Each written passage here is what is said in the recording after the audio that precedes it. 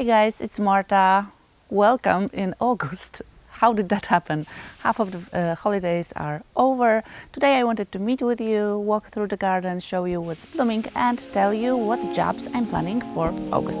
Let's go.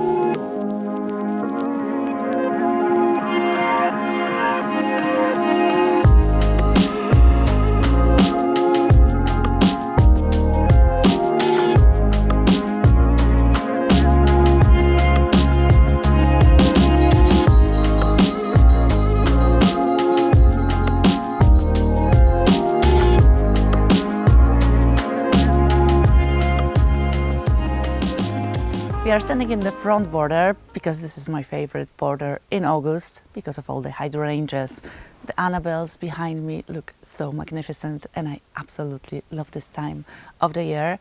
It starts late July and then goes into August. I just love coming here, seeing what other hydrangeas are blooming now. Paniculatas are going into their prime. In the video about hydrangeas, I told you that we had unusual July for us because the place where we live in, we get a lot of rain and we usually get rain once a week. So my garden is, it knows that it's coming and it didn't this month. So July was pretty dry. We had a lot of problems, especially around birch trees, that the plants had problems with the lack of water. And if they've been in a situation like this from when they were young, that would be great, but they are used to getting a lot of water every week. So they were not that happy. But we got a lot of rain in the past week and I also fertilized the hydrangeas and I watered them by hand for a whole week and they've recuperated. You can see the difference now between the time I showed you in the video and now. So they are much more happy. One of my main jobs in August are staking and deadheading. Staking because when we get a lot of rain and we usually get thunderstorms, we get a lot of wind, so a lot of plants are bent over. I'm trying to do as many of the staking, as much of the staking as I can during the first part of the season, but sometimes you need to adjust. You need to come and see if something, if it has such big flowers as Annabelle's, even the best staking sometimes needs some tweaking. So I come after the storm and I try to tweak the type of staking I have. But my main job for August is deadheading. I'm deadheading mostly roses. This is what I do on a regular basis starting in July. And I just go and either I deadhead only the flowers or I prune them harder. I've shown you that in the previous video about cutting lavender and deadheading roses. So I'm almost done with most of them and some of the roses started blooming again.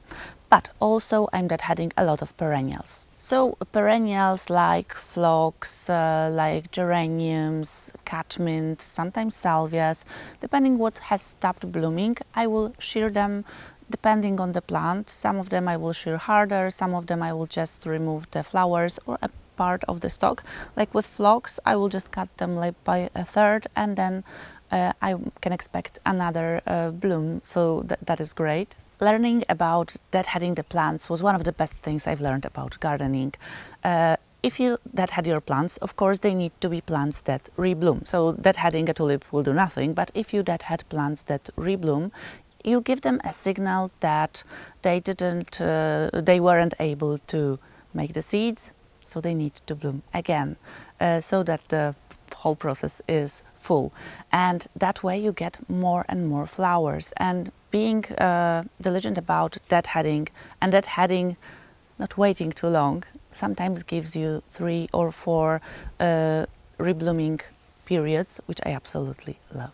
So my main deadheading is of course roses, but from perennials I'm pruning phlox by third, my geraniums, some of my salvias still, Alchemilla mollis I have also, but I've cut it almost to the ground because the flowers were spent, but the leaves didn't look that well. So if I see that a plant looks really ugly, sometimes I will prune it harder.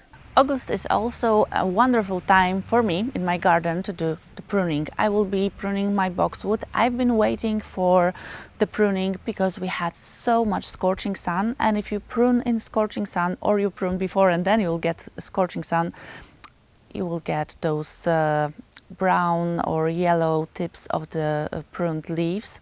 I don't like that, so I much prefer to wait for the perfect weather, so no raining, no scorching sun. You can still prune your boxwoods in even August, even the beginning of September. Another job for August is fertilizing my lawn. I used to do it every 4 or 5 weeks, but last year we started having those automatic lawn mowers that mow the grass all the time, and they are sprinkling all the grass clippings on the grass. So there is more nitrogen introduced to the lawn. So now I'm fertilizing every 6 weeks because I can still see that the lawn looks good after 4 and 5 weeks. So but now I really need to do it. This week we are having a lot of rain in the forecast, which is very good. So I will be just spreading the fertilizer today, and hopefully this will be the last summer fertilizing, because then we are starting to use the autumn fertilizers that have less nitrogen, and I will be using that until October, maybe the beginning of November, because I tried that last year and we had the best lawn during the winter months. We'll see. But today for me, fertilizing the lawn and then maybe trimming the edges of the lawn, because they are now growing faster than they were in the beginning of the year. Okay, now I wanted to talk to you about how I'm saving the seeds from my plants like Orlaia. I will show you how they look like and what to do with them. Let's go.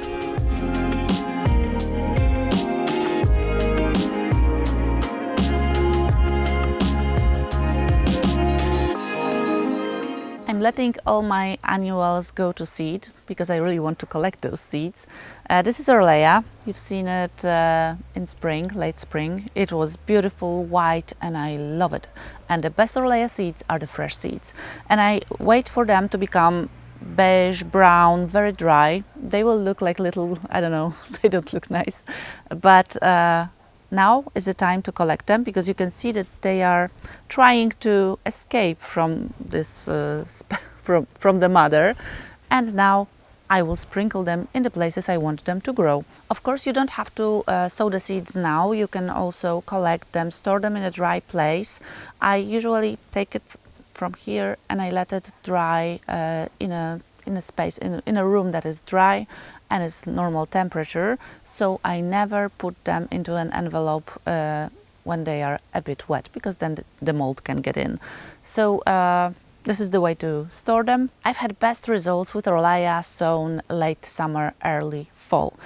So this is what it would do now itself. It would just spread the seeds, but when they come up, I would say in September, October, then they overwinter. And in my country you can get winters with minus 20 degrees Celsius. We usually get minus 15. And I've never had a problem with them overwintering. I was really surprised that they do so well.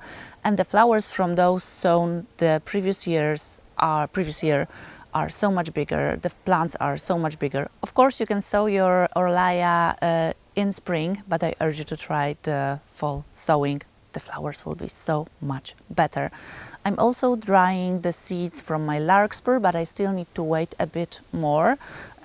Some of them I'm pruning, deadheading, but some I let go into seeds. Same with my sweet peas. Now I've let this whole wall go into seeds, and I will have some of my own sweet peas. I cannot be sure of the color of my sweet peas because probably they will be mixed, but I like to keep my own mix and then buy the specific type of sweet pea that I know the color of. But my own kids, babies of sweet peas are also fine.